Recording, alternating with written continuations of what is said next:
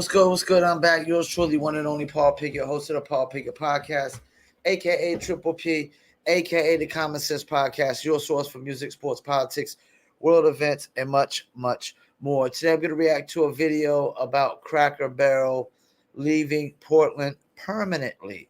Before we do, let's give you a word from promopalace.biz. Are you a musician looking for music marketing and promotion? Then look no further than Promo Palace LLC, your one-stop shop for all music promotion services. Services include Spotify playlist pitching, YouTube video promotion, record pool promotion, blog placements, radio airplay promotion, SoundCloud promotion, and much more.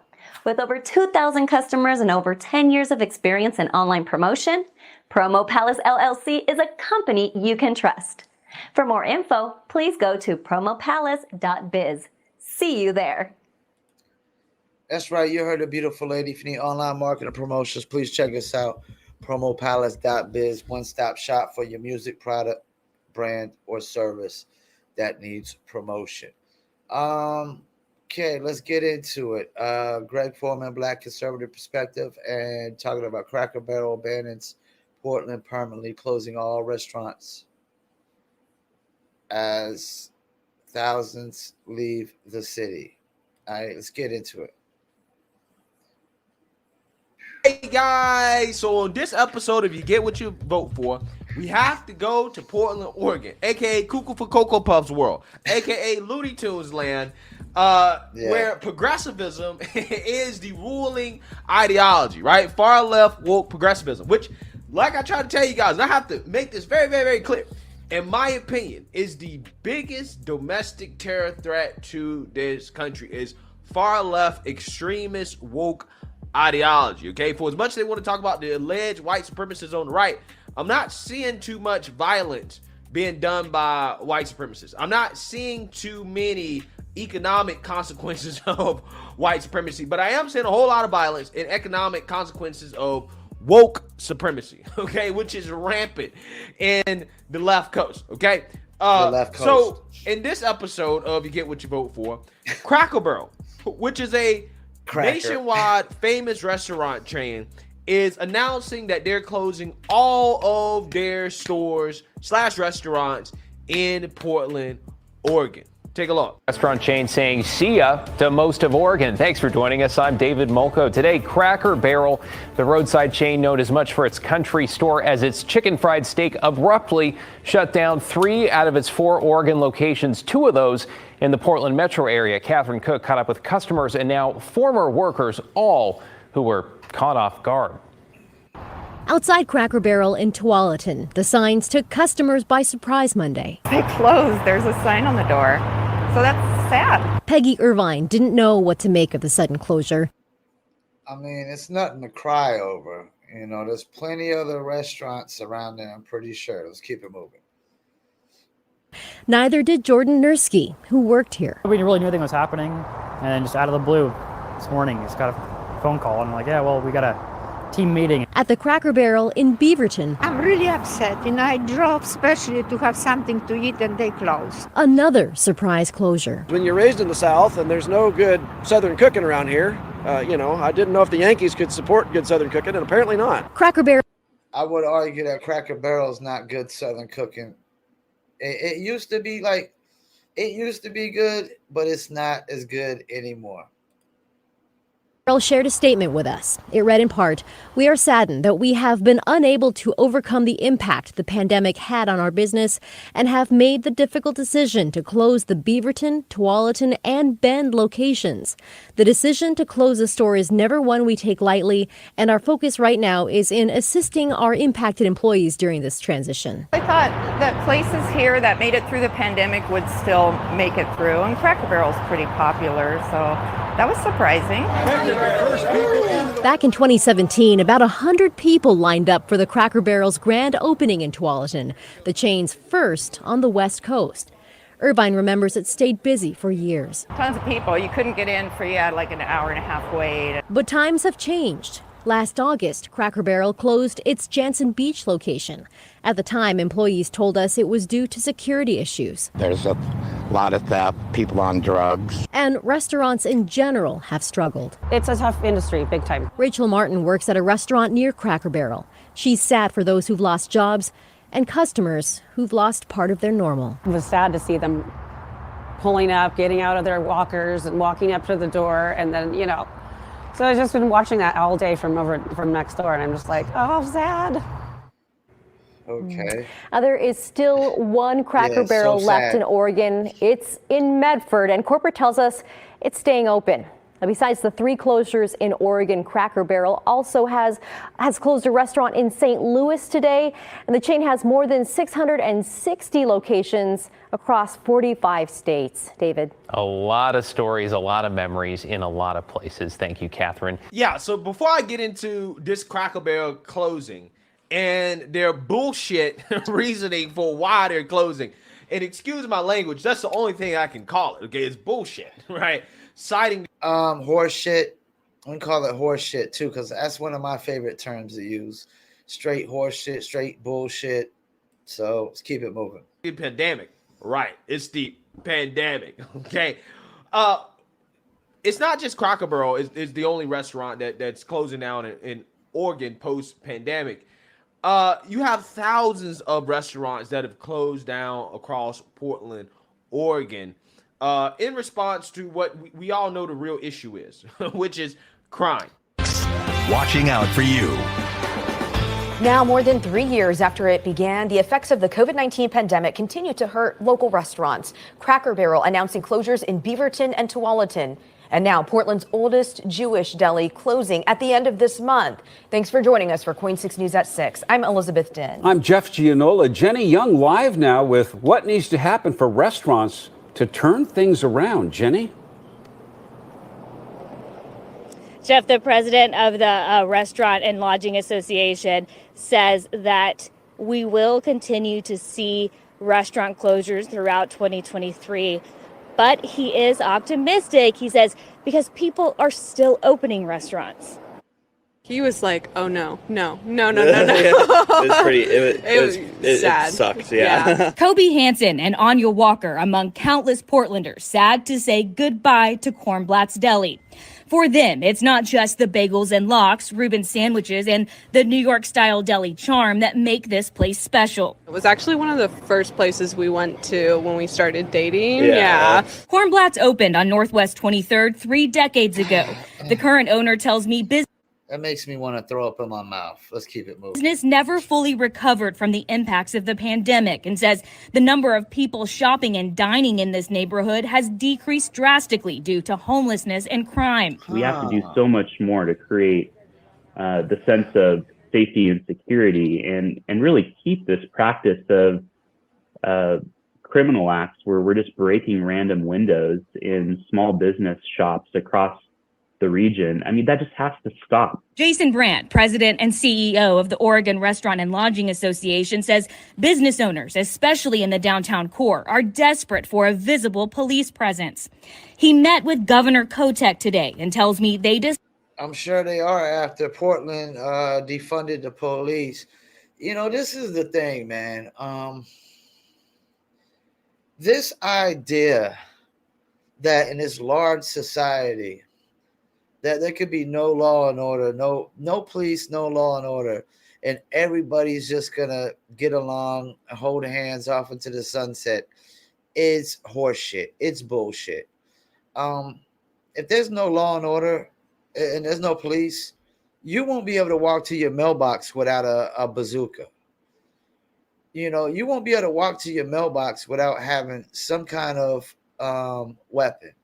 And I don't mean just a knife or pepper spray or a taser. You're gonna need a bazooka to walk to the mailbox. Because when there's no law and order, it's worse than the Wild Wild West. Because all the criminals will prey on all the non-criminals. And we'll all be victims of getting robbed and killed in our own homes and things of that nature.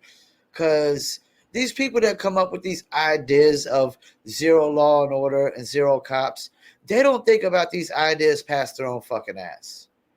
they don't think of they don't think of the consequences of any of these ideas past their own fucking ass. I mean, they're dumber than a bag of bricks.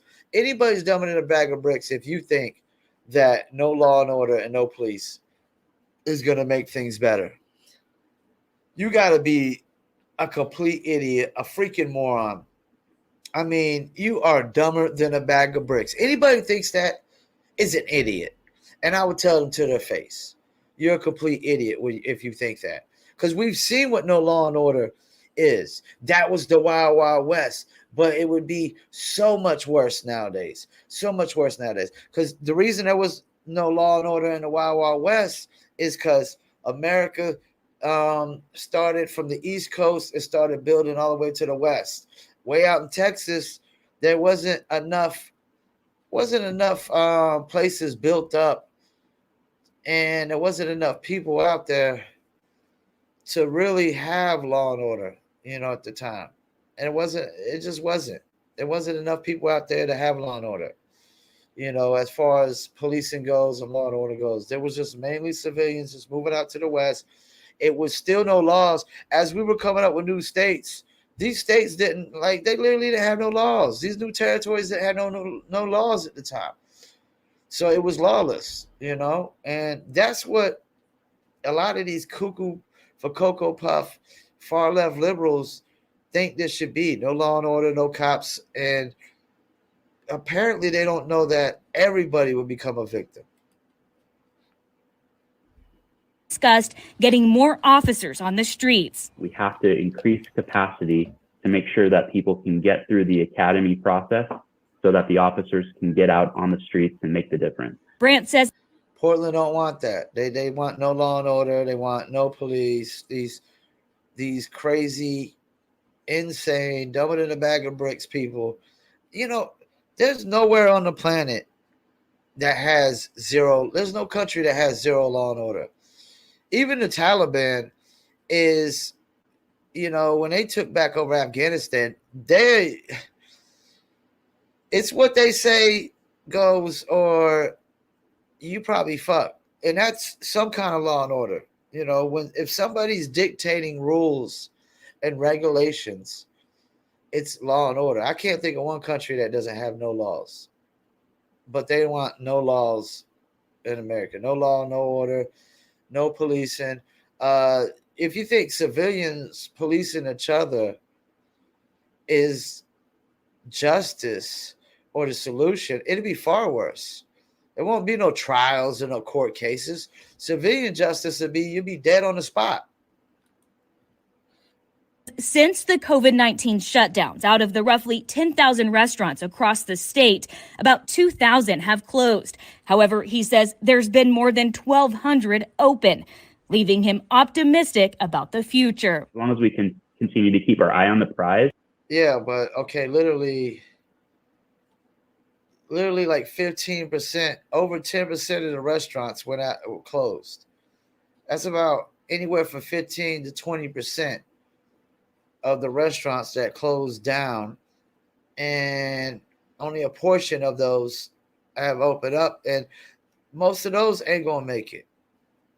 They might get a little bit momentum at first because they're new and whatnot, but after a while, if they're not pumping out good quality food, new ain't gonna cut it.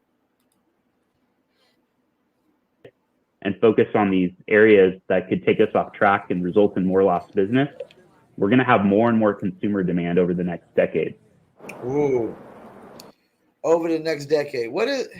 Nobody cares about consumer demand over the next decade when they need money now, when the economy's screwed up now, when we're in a recession now. They might could change the definition all they want. We're in a recession. Anybody that says otherwise, it's straight horseshit. Straight bullshit. All right, so Kornblatt's last day open, March 30th, but the owner of Henry Higgins Bagels, a local favorite in Portland, opening up a location in that space, and it will open on May 1st. So what? A restaurant, 20-year-old restaurant closes down, but You know, we'll replace it with somebody not as good. Reporting live, Jenny Young, Coin 6 News. Oh, man, you got to love the local news trying to spin a positive light on a shithole situation, okay? Yeah. That is what Oregon is. Did you notice that Cracker Barrel also is closing a location in St. Louis, Corey Bush's city, which is one of the most dangerous cities, not just in the country, but actually in the world, right? I mean, St. Louis is more dangerous than some parts of South and Central America, like Ecuador or El Salvador. Yeah, it's probably more dangerous to be in St. Louis than some of those places, okay? Which, again, officially makes St. Louis a liberal shithole as well, too. You notice how it's a trend here, okay? You got Starbucks, you got Walmart, you got all these stores, Cracker Barrel included, that are closing up in these inner liberal cities. And again, this is an example of you get what you vote for. Because while Cracker Barrel is given a BS reason for why they're closing, okay, it's the pandemic. We all know exactly what's going on here. It's crime. And stores like Cracker Barrel get hit with a double whammy, because not only do they sell food, so you got the people that do they dine and dash, right? They go in there, they get something to eat, and then they walk out the door, right? Stealing food, essentially. They also have a physical store, okay? They sell clothes and stuff like that. That's probably getting stolen as well, too, right? Along with all the other random acts of vandalism that piles up as business expenses. And sometimes it gets to the point where stores just simply can't operate. Okay, you can't make a profit when people are stealing all your food, they're stealing all your merchandise, and they're vandalizing your store. Okay, Walmart realized that, and they got the hell out of there, right? If Walmart can't survive in a place like Portland, what makes you think any other businesses can survive, right? I mean, that's a great point. I mean, Walmart is pretty much like McDonald's at this point. You could build one anywhere, and it's going to make money. But like you said, it's not worth it when you got to constantly deal with the crime, the theft, the windows getting broken. You got to fix over and over again. And Portland is definitely like this place where they just vandalizing any and everything they can because they believe in no law and order. They believe in no police, and they're dumber than a bag of bricks. Yeah. I've heard enough. It's straight BS, straight horse shit. And I